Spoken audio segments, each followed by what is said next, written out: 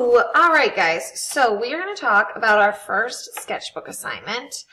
And this one is drawing a cylinder. So first things first, what is a cylinder? And on your separate sheet of paper, you are going to answer this question. What is a cylinder? Okay. So after you've answered that, a cylinder is a form, and it is a form that is round on the top, like this paper towel roll, and round on the bottom, right? Okay, so here we have a cylinder, and this one is kind of big. So now I'm going to grab one that's a little bit different, and here's my yogurt cup. So we can see that it is round, and it is round. And if we start to examine this cup, if you're looking at it head down, so like the camera's eyeball is right here looking down, this looks like a perfect circle. However, if we start to tip it, the shape begins to change. And here we can start to see that elliptical shape that some of you may have heard me talk about, okay? And again, on the bottom, we can see that this is not a straight line. Like my pencil, we can see that it is curving. So your homework assignment is going to be to look at a cylinder and draw it and practice using value. So the very first thing we are going to do is you are going to make a value scale at the top of your paper. And on your value scale, you should have 5 different values. Okay, so now I can make this darker so that you guys can see it. 5 different values. And we are going to make them slowly transition from dark to light. So over here, I am going to be pressing very firmly and filling this box all the way in. I can change the direction of my pencil to help fill it a little bit quicker and to make it darker. I want to make sure that I don't go out of the lines, right? Because we like good craftsmanship. So I'm going to fill that in. Okay. There's still that dark ridge. I don't like that. So then my next box needs to be a little bit lighter. It can't be all the way light because we want to have a slow transition from one to the other. And I want to fill my box all the way in. So again, I can change my pencil direction, but I'm making it nice and even. This takes a little time. Sorry, I can't fast forward it for you. All right, so that's starting to get a little bit lighter. Now I'm going to come over here and make it lighter. So there's a couple ways to change the value that I'm creating, and one of them is multiple layers. So the more layers, the darker it will be. And another one is the pressure of my pencil. That one needed to get a little darker. So the harder I press with my pencil, the darker this will come out. Now, notice that at no point so far have I taken my finger and smeared it over the page to make it lighter. That is a no, okay? No finger smearing. All right, so that one is lighter. Then I'm going to do my lightest one over here. And again, I am not going to finger smudge. I can tell when you do it too, so just watch out. So light. All right, now I have this nice transition from dark to light. I could maybe maybe go in here and make some more darker, but I don't want to bore you. So then the next thing I'm going to do is I'm going to find an object. Could be this beautiful goblet, or maybe it could be this little teeny tiny chef, pampered chef thing, or maybe it's my yogurt cup, or even my paper towel roll.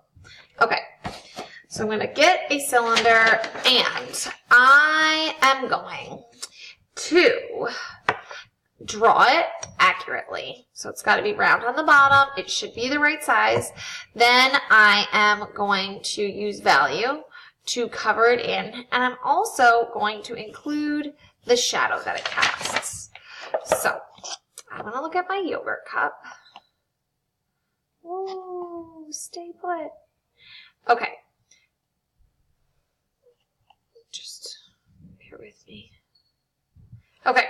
So I can see right here that it's got a round, a rounded top. Might look a little bit more like that. So I can get my eraser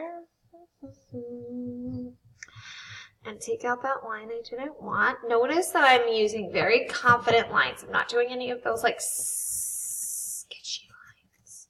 Okay, so then what my cylinder does is there's a little bit of a lip that comes straight down, and then I see another one of those curving lines on my little yogurt container.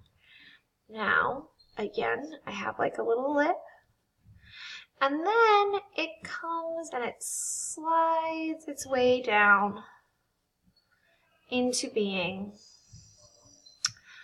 the base of my yogurt container. And then once I get to the base, I can see that there's like this other little lip on the bottom.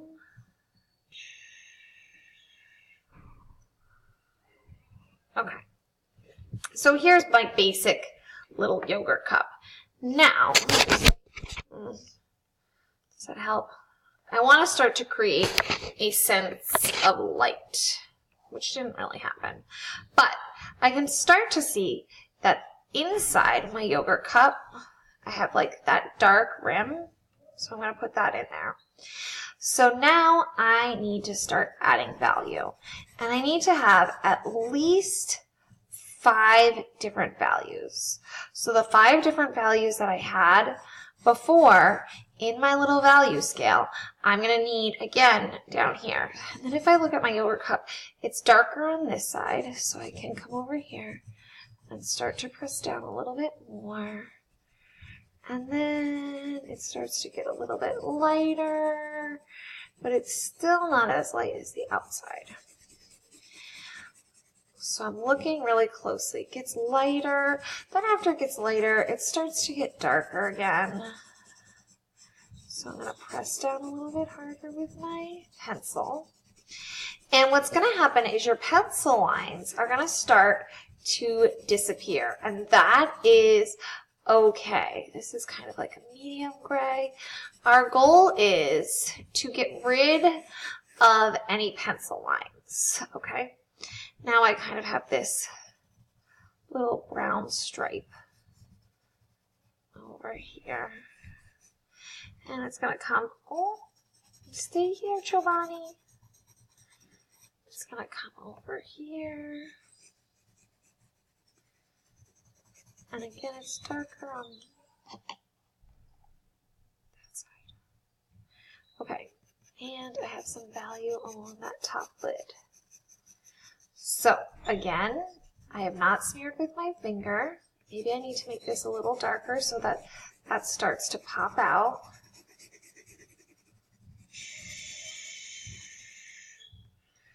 Here's my little dark edge from my yogurt. Then I see some highlights. So I'm going to want to leave those white because they're really bright.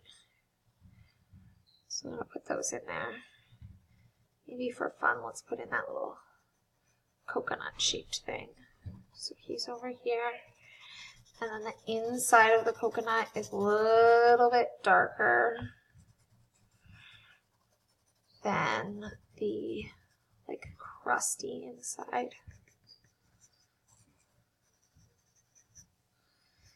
So if you see any sort of detail on your cylinder, you're going to want to add that because we want to get these as realistic as possible. Now, I'm not going to go ahead and draw all the words, but you can sort of say it's going to be like darker over here.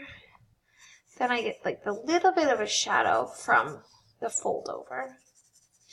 Light over here. So the whole thing, with the exception of those highlight marks, is going to get filled in with value. And value is really cool because value takes something from looking flat and makes it look three-dimensional, which is like magic when you make art that is 2D and appears 3D. You get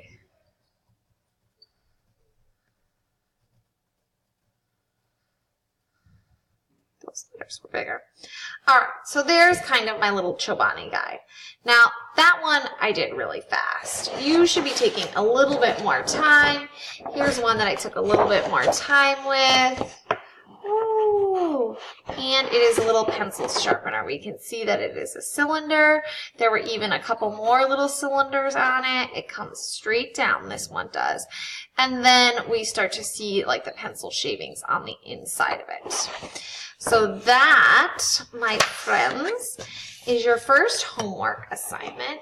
And let's just take a quick look on how it's going to be graded. Can you see me over here?